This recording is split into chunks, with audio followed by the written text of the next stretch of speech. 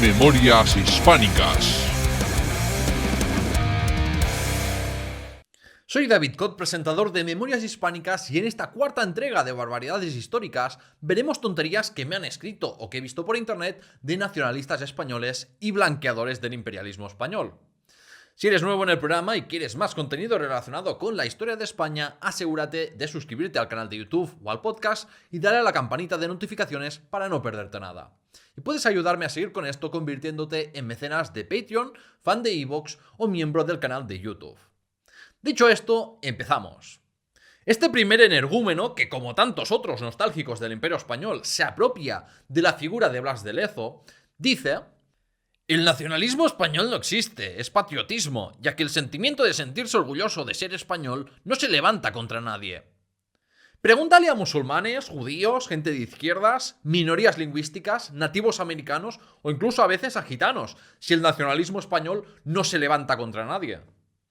Otro en Facebook, respondiendo a mi vídeo contra el uso de Vox del pasado imperial de España, me decía que existen nacionalismos excluyentes y otros inclusivos que han hecho grande a la humanidad.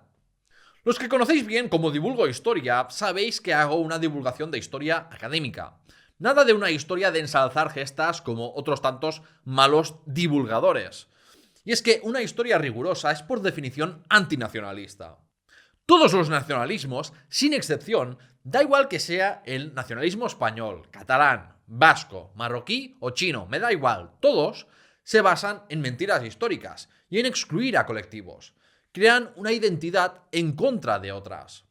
Y esto es un gran problema porque hay mitos que matan, como estudiamos con el terrorismo etarra en mi entrevista a Gaizka Fernández. Los etarras mataban porque estaban convencidos de que estaban combatiendo a unos colonos opresores españoles. Lo veían como una guerra justa. O lo podemos aplicar en el conflicto israelí-palestino con los sinoístas, afirmando que a los judíos les pertenece en exclusiva esa región porque hace miles de años la habitaban. Los nacionalismos han sido y siguen siendo los grandes cánceres de la edad contemporánea. Y han servido para provocar guerras, perseguir minorías o para justificar genocidios. Por eso las ideas nacionalistas son tan peligrosas y hay que combatirlas con toda la contundencia posible. Quien sea nacionalista y me esté escuchando, le recomiendo o bien aprender o bien irse y no escucharme, porque no te va a gustar cómo cuento la historia. Matthew Levinger y Paula Franklin Little describieron muy bien la estructura tríada de los relatos nacionalistas. Los nacionalistas describen un pasado idílico y glorioso, hablan de un presente decadente por culpa de enemigos internos y externos y venden la idea de un futuro donde resurge la nación si se eliminan a esos enemigos, o con independencias, por ejemplo. Puedes aplicar este esquema fácilmente a Vox, un pasado imperial o con Franco idílico, un presente decadente por los progres, separatistas y musulmanes, y un futuro perfecto si se neutraliza su amenaza. O lo puedes aplicar al nacionalismo catalán, con un pasado idílico, con un autogobierno, un presente decadente por la opresión española y una solución, la independencia. Critican a intelectuales españoles por su patriotismo como a Elvira Roca Barea o a otros por decir la verdad. Roca Barea no es una historiadora ni una intelectual. No sigue el método científico, sino que parte de una idea que quiere transmitir y luego busca la información que le pueda servir para ese relato, omitiendo toda la información contraria. O sea, que dejemos eso claro para empezar. España no necesita mentir para defender su pasado glorioso. Los británicos y por extensión los anglosajones, franceses y otros países sí. A los franceses no les haría mucha gracia escuchar que los incluyes dentro de los británicos. Los británicos declararon a Financial Times que seguirían mintiendo sobre la historia a sus ciudadanos para subirles la moral, que a ellos les había ido muy bien y que lo seguirían haciendo, respondiendo a Geoffrey Parker, historiador británico, que en su obra La Gran Armada defendía a España. ¿Se puede saber quién es ese representante que habló en nombre de todos los británicos? No sé, es que te juro que me da una rabia cuando los nacionalistas dicen que los españoles no sé qué, o los catalanes no sé cuántos. O como este otro comentario que me dejaron acusándome de facha españolista y que afirmaba que el pueblo vasco quiere ser independiente. De verdad que me dan unas ganas de daros un guantazo así con la mano bien abierta a todos los que os atrevéis a hablar en nombre de un colectivo. O sea, no son vascos los que no quieren la independencia. ¿Son malvados colonos españoles o renegados de su tierra? Por suerte, la sociedad es diversa, aunque os cueste de aceptarlo. El comentario de antes sigue y dice: no necesitamos intelectuales ameba. España se rompe y necesitamos pensadores con una toma de posición clara hacia la unidad y la no subordinación, o al menos la menos posible, a los hegemones actuales. Un saludo. Este seguro que es uno de los que se queja de una supuesta historia oficial y de los que se victimiza diciendo que los que piensan como él son perseguidos o silenciados. Pero luego es el primero que quiere censurar a aquellos que a sus ojos pues no sirvan a la patria. Este modo de pensar de que los historiadores están obligados a servir a los intereses de su nación, entendiéndose eso como mentir y edulcorar su historia, por suerte ha ido en declive. La historia es una ciencia y no debe estar al servicio de intereses políticos. Como siempre, los escritorcillos y novelistas históricos, como Jesús Ángel Rojo, sueltan gilipolleces como que el Imperio español era civilizador o generador, y el británico depredador. O este otro, Francisco Narla, que afirma que España pudo conquistar América porque mejoraba la vida de los nativos. Las conquistas militares no ocurren porque vayan ahí con un programa político ofreciéndoles mejores condiciones de vida a los conquistados. Se conquista algo si se puede, con una combinación variable de fuerza y diplomacia según la conquista. Vamos, no me suena mucho eso de que los nazis fueran recibidos con los brazos abiertos en Francia y mejorasen su vida. Eso de imperios generadores y depredadores de los seguidores de Gustavo Bueno no es más que una arbitrariedad según te gusta un imperio o no. O sea, todos traen cosas positivas, pero también negativas, y todos buscan extraer recursos de los territorios conquistados. Anda que no esclavizaron a población nativa hispana los romanos. Muy generador no es eso, ¿eh? Una idea apologista del imperialismo español es esta otra, la de hablar de que España liberó a América. Por ejemplo, el político Tony Cantó afirmó: yo no creo que seamos colonizadores, ni conquistadores, ni nada parecido. Yo creo que España, cuando llegó a aquel continente, liberó al continente. Lo liberó de un poder brutal, salvaje, caníbal. De verdad que es de chiste esto de los nacionalistas españoles de negar que España ha sido una potencia conquistadora y colonizadora. Ya dediqué un episodio a hablar de si España tuvo colonias o virreinatos. Y la respuesta es que tuvo ambas. O sea, tuvo colonias de antiguo régimen que fueron al mismo tiempo reinos gobernados por un virrey. No veo a ninguno de estos follatercios diciendo que el virreinato británico de la India no fuera al mismo tiempo una colonia. Y bueno, es que en el siglo XIX y XX tuvo colonias exactamente iguales a las de otras potencias de la época. Y en la misma documentación hablan de colonias. Blanquear eso es un ejercicio de negacionismo y manipulación histórica. En cuanto al término liberación, ya he hablado en multitud de ocasiones sobre la importancia de qué lenguaje usamos al hablar de la historia. Hay tres maneras de referirse a una conquista militar con un mensaje subyacente muy distinto. Conquista es el término neutral, invasión es el término despectivo y deslegitimador de una conquista, y luego está liberación, que es el término propagandístico blanqueador del conquistador.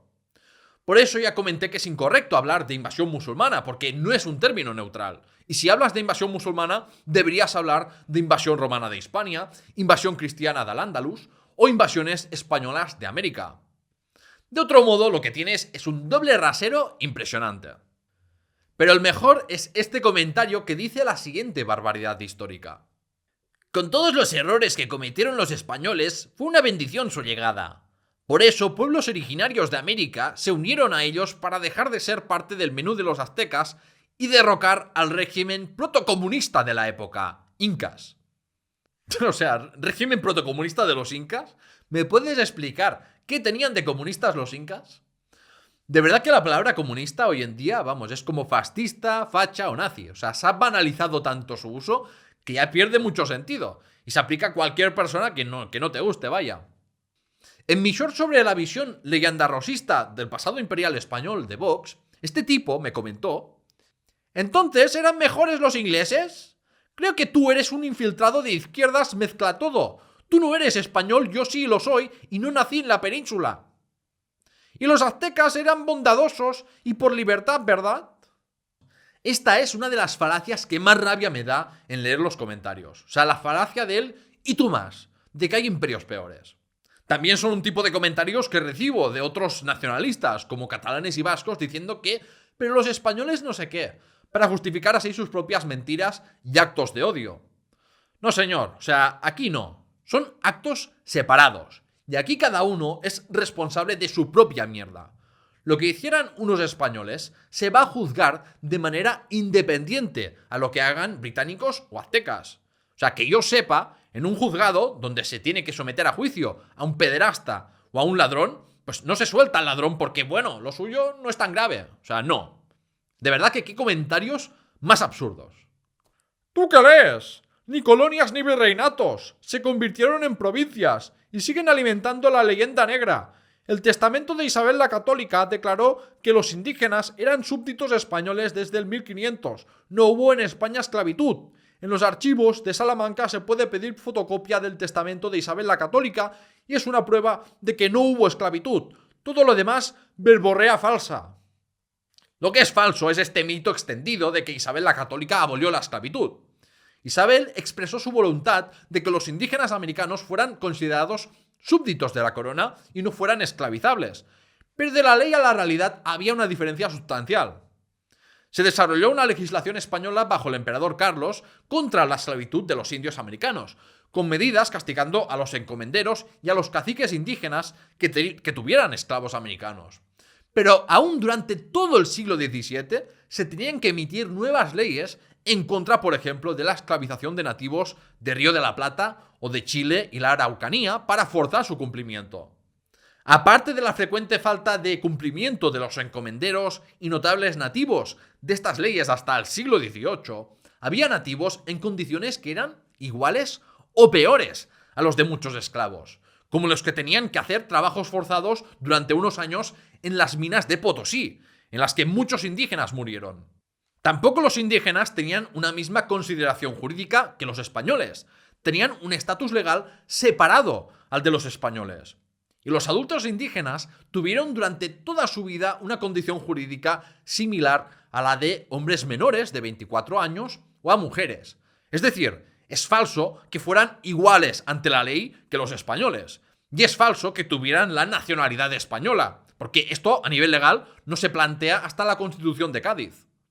Y en cualquier caso, esa afirmación rotunda de que Isabel la Católica abolió la esclavitud es falsa, porque la esclavitud de asiáticos, musulmanes y negros siguió permitida y se justificaba. Y es más, Isabel la Católica tuvo esclavos. No muchos españoles se involucraron en el tráfico de esclavos, sino que lo dejaban más a extranjeros como portugueses, británicos o genoveses. Pero eso no quita que hubo muchos compradores de esclavos españoles, que por lo tanto se beneficiaron de la esclavitud. Y en el Reino de España la esclavitud no se abolió en la Cuba española hasta finales del siglo XIX.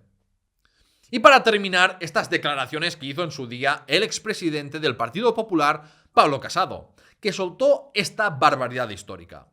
Nosotros no colonizábamos, lo que hacíamos era tener una España más grande. Claro, y cuando un ladrón se apropia de lo ajeno, no roba, hace más grande su patrimonio, ¿no te jode? O sea, de verdad que vaya huevos. De verdad que qué ridículo estos eufemismos. No pasa nada por reconocer la obviedad de que España fue una potencia colonial e imperial.